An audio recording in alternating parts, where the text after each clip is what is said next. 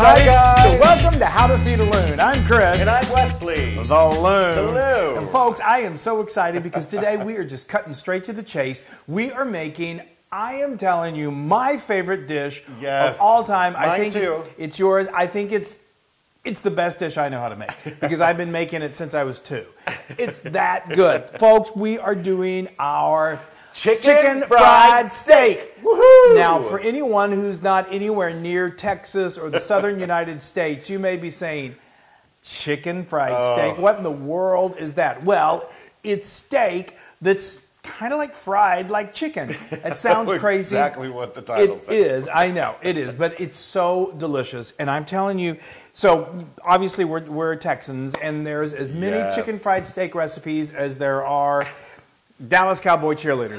There's that many, and there's a lot of them. So, but you know, I think it's getting a little more popular in the United States because I've had them at several truck stops. Well, they're a mainstay at truck stops, but I mean they are. It's funny because I think it's sort of like fajitas.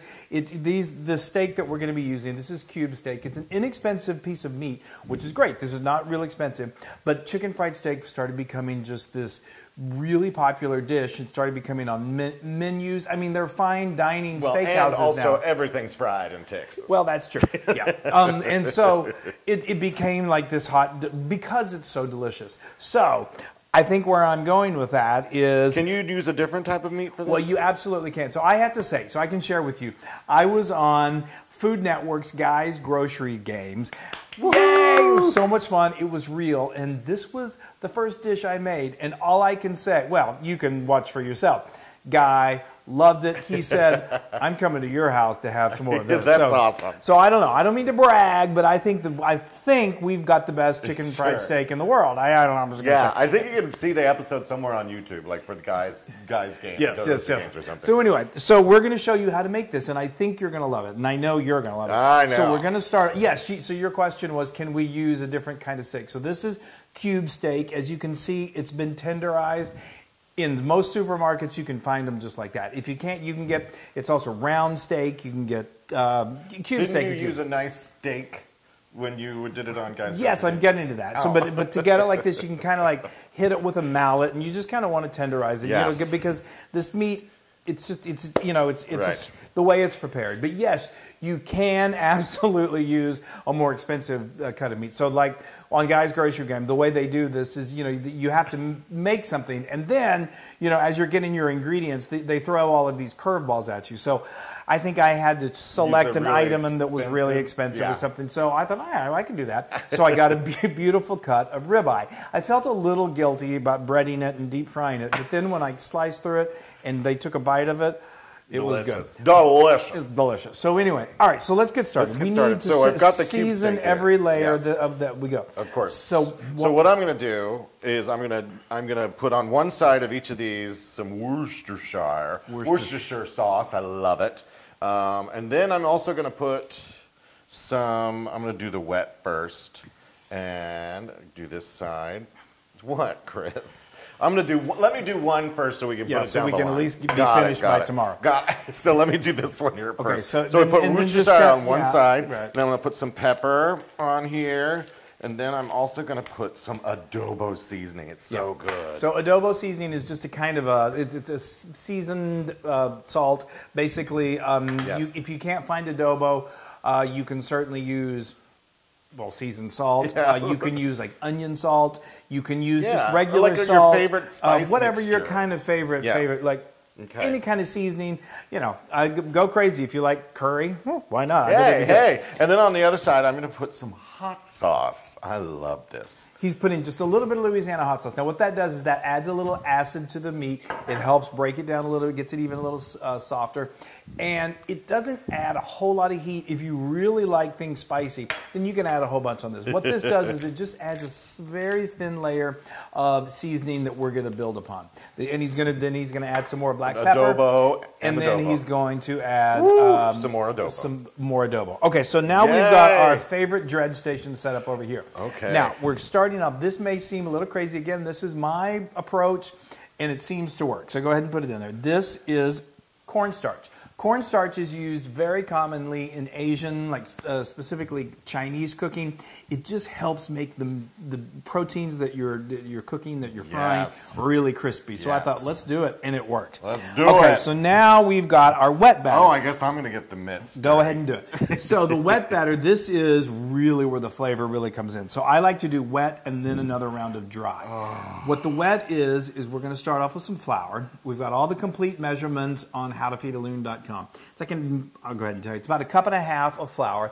Then to that, we're going to add 1/2 cup of beef stock, and then we're going to add a whole egg, and then we're going to add, I like to do about a cup of milk, kind of add it slowly as you go, and then we're also going to really do these seasonings that just put this through the roof. And that's chili powder, some smoked paprika, and then we've got some black pepper, and then we've got some onion salt. So all of that combined together, and then just slowly do it until it's fully incorporated. And you want this to be the consistency. I don't know. I say it's sort of like kind of like a runny malt, a milkshake, a runny milkshake. I don't know. That's the perfect. That's sort of what I think of.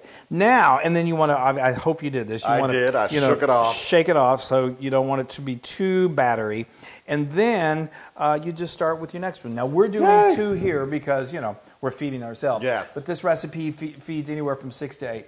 Obviously, you can get larger cuts of meat too. Sometimes you go into like truck stops or restaurants and you'll get, I've seen it, you'll get a chicken fried steak that is literally the size of your plane. Yeah, like a driveway.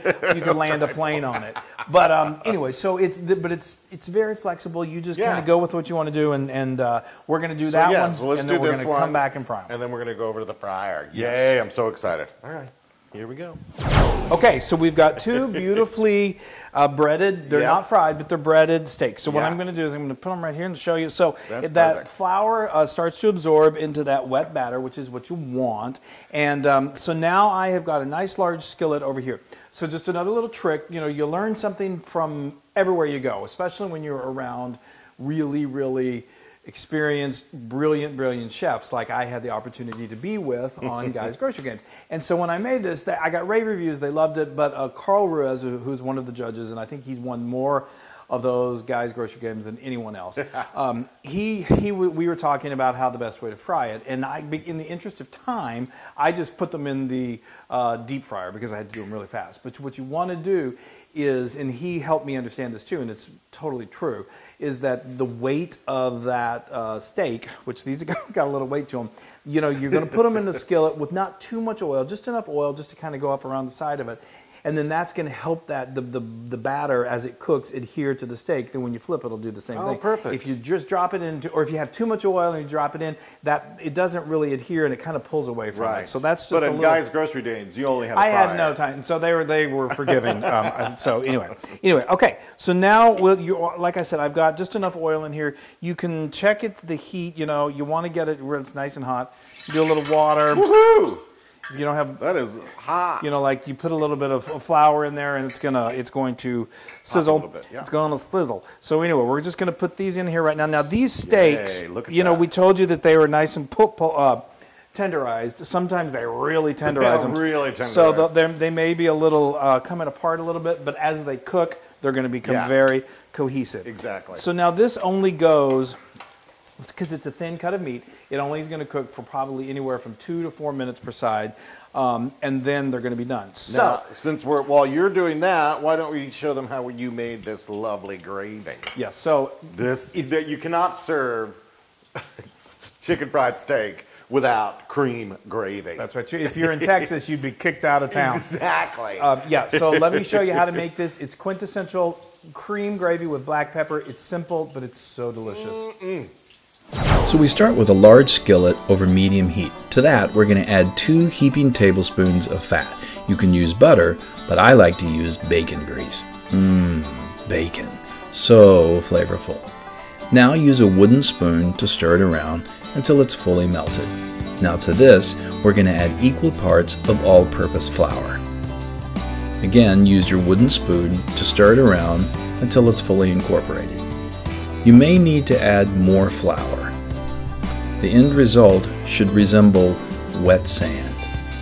Cook it for about 2 minutes so the taste of flour cooks out.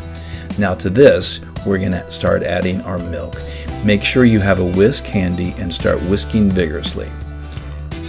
Then we're going to add some heavy cream, whisking all the way. Whisk, whisk, whisk.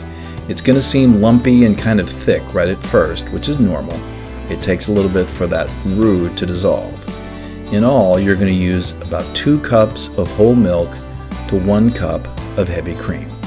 Continue whisking until it's silky and basically all dissolved. Now it's time to season the gravy. I like to use about 1/2 teaspoon of adobo seasoning. You can also use just regular seasoned salt. Then about 1 teaspoon of regular kosher salt, and then anywhere from 1/2 teaspoon to 1 teaspoon of freshly ground black pepper. Use your wooden spoon to gently stir and watch it start to thicken before your eyes and become beautiful cream gravy. Oh, good gravy. Good gravy. That is good. It is good gravy. It is really good gravy. It's delicious. So now we have finished our beautiful chicken fried steak. Those look so wonderful. You want, well, the way I like the chicken fried steak, I like there to be, and we like it this way, for there to be like, kind of crunchy, and it's got like this terrain of of the batter. It shouldn't be like eating, you don't want to bite into it, it's like biting into a rug or something. Some people do, when I've been to restaurants and I've seen some chefs that do just a very thin coating of flour and then they fry it. And that's a different texture, that's good too. Yeah. I've hardly had a chicken fried steak I didn't like. But I don't think I've ever had one that I actually wanted to marry. Until I made one, until I met you. Anyway, so now we are going to bring this over. Yeah. And we are going to place that on your plate. Yay, now, thank you for being nice. I'm watching my waistline, so you gave me the little chicken fried steak. Yeah, I'm saving this one for me. So now, obviously, this is this beautiful piece of chicken fried steak is a little lonely. It's begging for some mashed potatoes and fried okra. It is. Which is staples in down south. In our household. In our neck of the woods. Yeah. And of course, we've got a recipe for the perfect fried okra as well that you can make. And Look at that. I would love to drown my food in this gravy. Yeah. But drown your sorrows in cream gravy. But that's beautiful. Yes. And now I'm going to taste it. It's my favorite, you guys. It's just my favorite. Oh, it's crunchy. I know. Somebody asked me once, what's your guilty pleasure? And it's chicken fried steak in queso. Yeah.